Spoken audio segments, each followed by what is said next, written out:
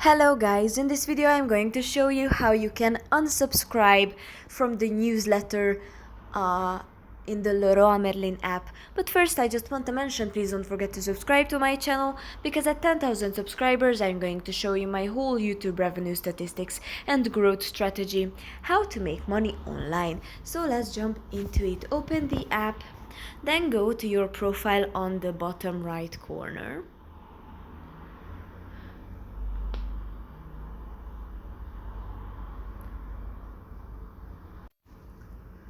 And here you have to tap on My Profile. Then scroll down to the bottom. And here you can see I selected all of the newspaper. And by tapping on them, you can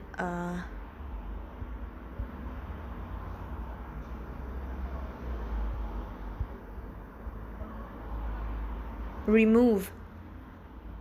So you can leave just by email, or you can leave it just by phone, or you can close them all and then tap on